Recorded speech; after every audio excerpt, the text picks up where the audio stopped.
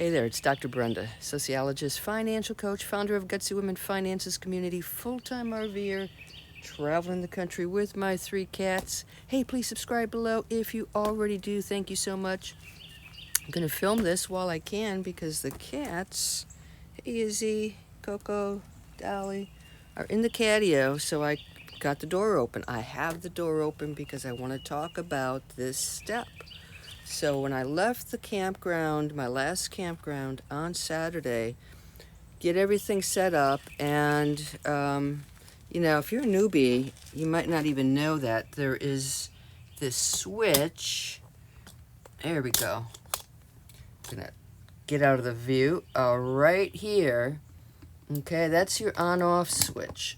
So typically, when you are parked, you leave it off, and when you're ready to roll, you turn it on. So, right, you turn it on. Let's say we're getting ready to roll. And we'll just shut the door. Slide goes in, right? Everything's working great. That's the way it's supposed to go. So, door opens up. Slide comes out. We're going to turn it back in the off position. There we go. So here's what happened when I left my last campground, just in case this happens to you. Got all hitched up, set to go, and the step wouldn't go in. It wouldn't retract.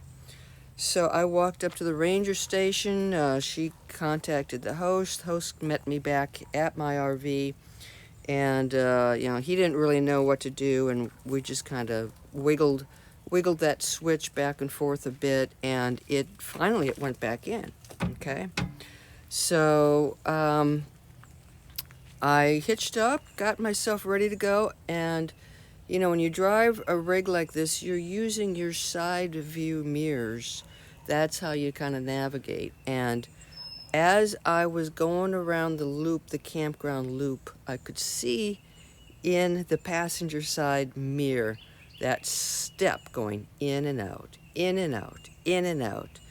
And I stopped a couple times, got it to go in, pressed the off button, drive again, in and out, and tried to reach some mobile mechanics, but no one answered. I'm like, okay, I've got about 2-hour drive north to this campground. I've got to go. So fortunately, I'm driving I-95. I caught it going out a couple of times. It came back in. Most of the drive, it stayed in, but clearly, it was like, there's clearly a short circuit here, something going on. So I did Google things. I brought out my manual. I looked underneath. I'm like, you know what? I don't know what's going on here, and I don't know how to fix it. So I got a hold of an RV mobile mechanic, and he came over on Sunday. And I want to show you what he did, so that maybe if this happens to you, you can fix it yourself. I could have fixed this myself if I had known what to look for. Okay, so you have these 2 sort of magnets or items here. When they connect, that is the signal for the step to go in and out. So these 2 pieces have to basically talk to each other. Now, you can just take these out and with a Phillips screwdriver.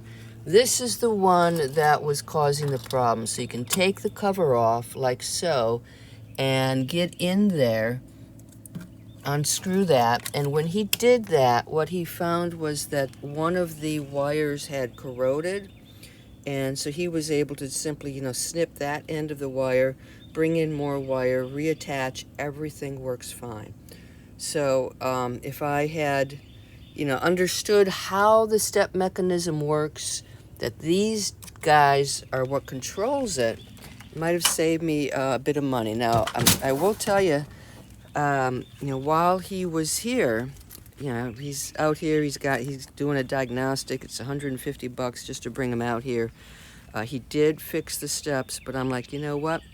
I want to have him look at a couple of things. In particular, my driver's side front slide is kind of slow. It will go out, and sometimes it gets stuck, a couple of inches away. I have to bring it back in and move it back out. So I had him just look at the slides to see if there was anything that was going on. This is the bottom of one of the slides. And so he crawled under here, and what he saw was that you have these roller bearings, and I can't even show you. I have to get under the RV. But there are roller bearings, and one of them was no longer, functioning. So there are 8 roller bearings on each of my slide outs. So he took one out and measured everything and found, which roller bearing, which brand, which type it was. And then, but he, trying to find these things, not easy. So things are out of stock. So what I did is, the slide is working, but I want to do some preventative maintenance. So if that slide has more problems, or actually, what I did is I went ahead and ordered those roller bearings.